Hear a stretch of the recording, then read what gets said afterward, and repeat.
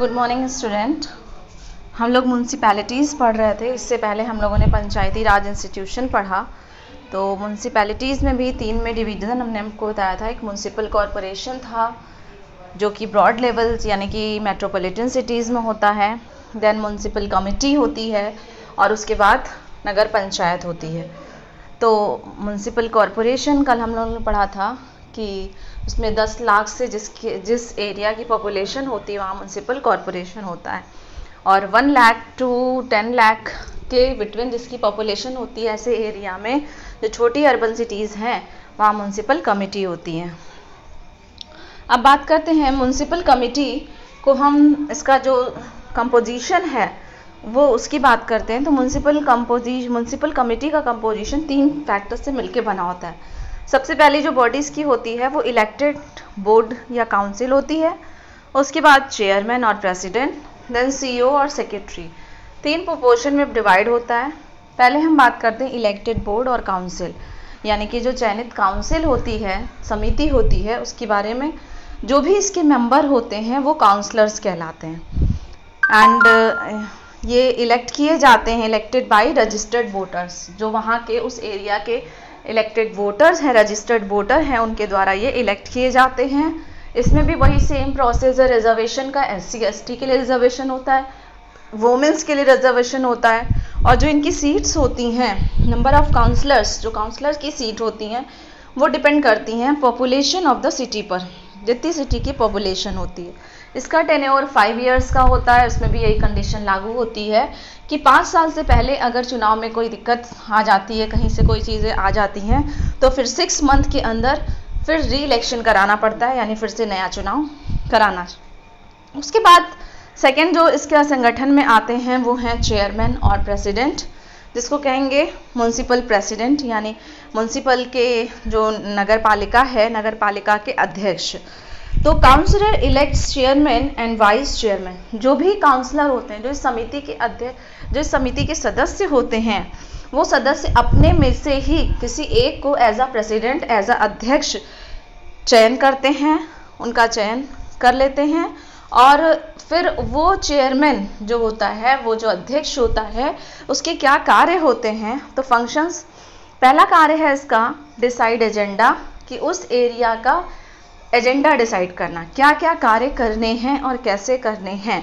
Then preside all the meetings, जितनी भी meetings होती हैं उनको ऑर्गेनाइज करना, कंडक्ट कराना।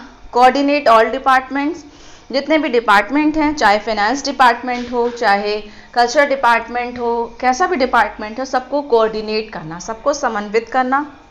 And act as a link between municipal committee and state government. जो म्यूनसिपल कमेटी है और जो स्टेट गवर्नमेंट है, उसके बीच में जो लिंक का, ज्वाइंट का काम करता है वो चेयरमैन करता है। तो ये जो अध्यक्ष होता है म्यूनसिपल कमेटी का, उस कमेटी के अध्यक्ष का ये काम होता है कि म्यूनसिपल कमेटी जो है हमारी, म्यूनसिपल कमेटी को स्टेट गवर्नमेंट तक की इन्फॉर्मेशन, या स्टेट गवर्नमेंट तक उसकी इन्फॉर्मेशन कैसे पहुँचाई जाए, कैसे फंक्शनेट किया जाए। उसके बाद थर्ड जो पोजीशन है वो है चीफ एग्जीक्यूटिव ऑफिसर, जिसको हम CEO कहते हैं या सेक्रेटरी कहते हैं, यानी म्यूनसिपल कमेटी का सेक्रेटरी और चीफ एग्जीक्यूटिव ऑफिसर। CEO क्या मुख्य काम क्या होता है?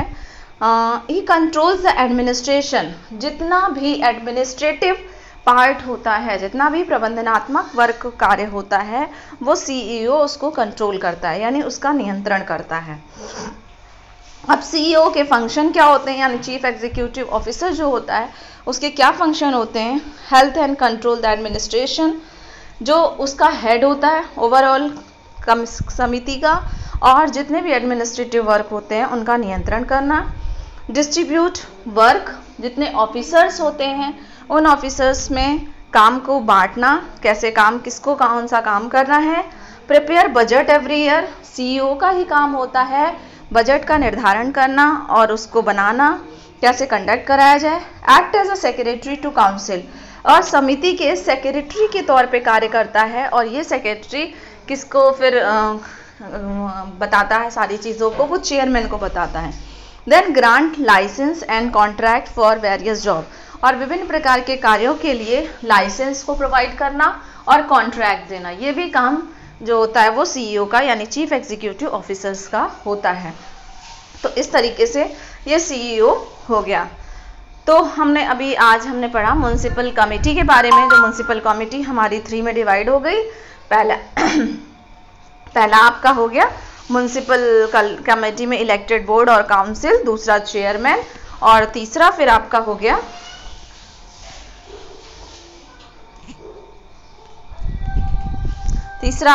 गया सीईओ यानी कि चीफ एग्जीक्यूटिव ऑफिसर।